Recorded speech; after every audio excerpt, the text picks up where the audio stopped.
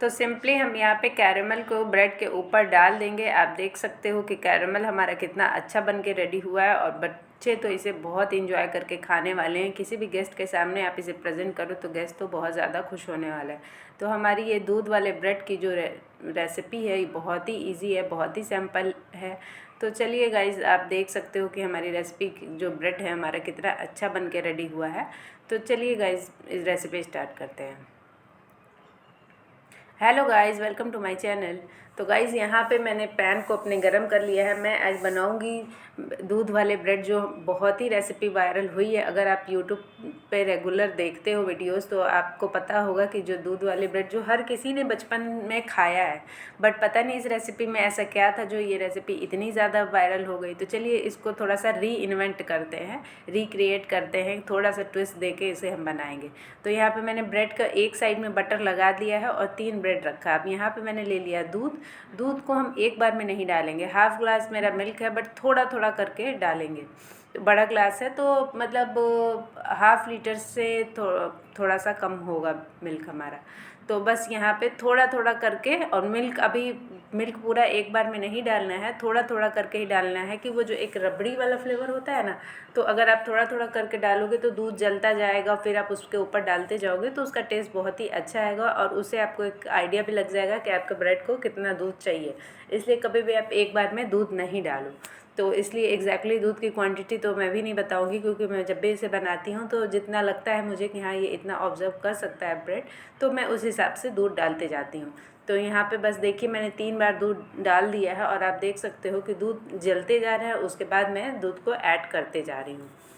अब साइड्स में जो दूध हमारा है तो उसको उठा के और ब्रेड के ऊपर डाल देंगे, ताकि ऊपर से भी जो ब्रेड जो है वो हमारी अंदर से तो वो दूध में डिप हो ही गई है, ऊपर से जब आप डालते रहोगे तो अच्छे से ब्रेड जो है वो हमारे दूध को सोक कर लेगी और बहुत अच्छे से इसका जो हमें टेक्स्चर जैसा चाहिए कि ब्रेड ऊपर से क्रंची हो और अंदर से बहुत जूसी हो, तो बिल्कुल वैसा ही टेक्स्चर निकल के हमारे इस रेसिपी में आएगा।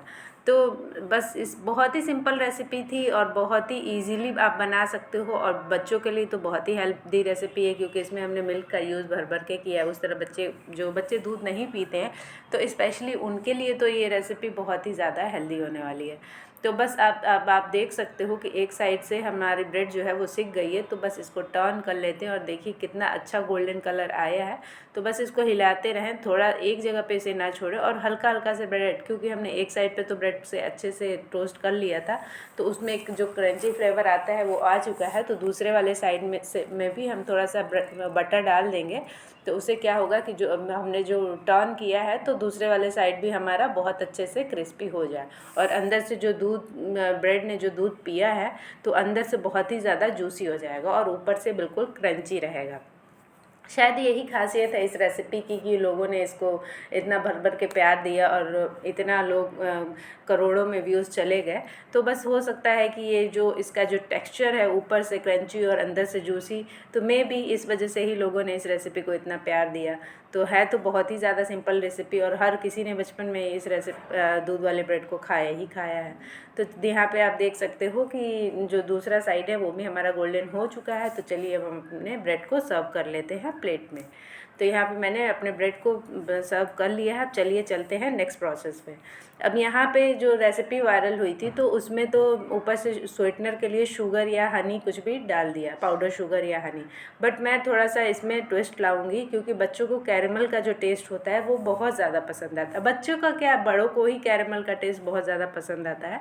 तो इसलिए देखिए मैंने 2 स्पून शुगर ले लिया है, उसमें पानी बिल्कुल भी नहीं डाला है। कैरेमल मैं जब भी किसी भी रेसिपी में बनाती हूँ तो बहुत अच्छे से एक्सप्लेन करती हूँ कि कैरेमल कैसे बनता है। तो अगर आपने पुरानी वीडियोस मेरी देखी होगी तो आपको पता ही होगा, बट अगर आप नए हो तो भी बस सिंपली आप 2 चम्मच शुगर को पैन में डाल के और बिल्कुल लो फ्लेम पे उसको आप मेल्ट होने दें।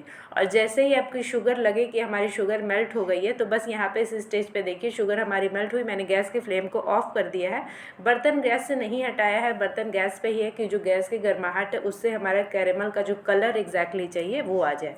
तो बस हमारा कैरेमल रेडी है। अब अपने ब्रेड के ऊपर हम अपने कैरेमल को डाल देंगे, और स्वीटनर के लिए जो हमारा कैरेमल बहुत ही अच्छा फ्लेवर लेके आता है।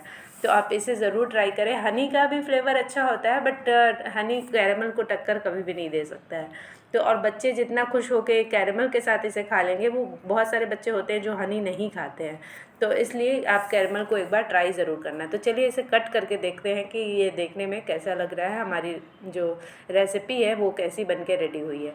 तो आप देख सकते हो कि ऊपर से क्रंची था, हमने कैरेमल भी डाला था, बट कितने ईजिली ये कट के अलग हो चुका है, और अंदर से एकदम जूसी वाला फ्लेवर और ऊपर से बिल्कुल क्रंची वाला फ्लेवर बन के रेडी हुआ है। बहुत ही अच्छी हमारी रेसिपी बन के एग्जैक्टली जैसे हमें चाहिए थी वैसा ही रिज़ल्ट आया है।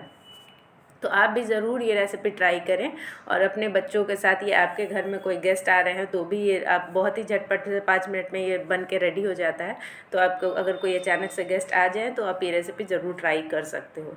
तो गाइज़ आप मुझे कमेंट बॉक्स में ज़रूर बताना कि आपको ये रेसिपी कैसे लगी। तो आज के लिए बस इतना ही, मिलते हैं नए वीडियो में। Bye bye, thank you.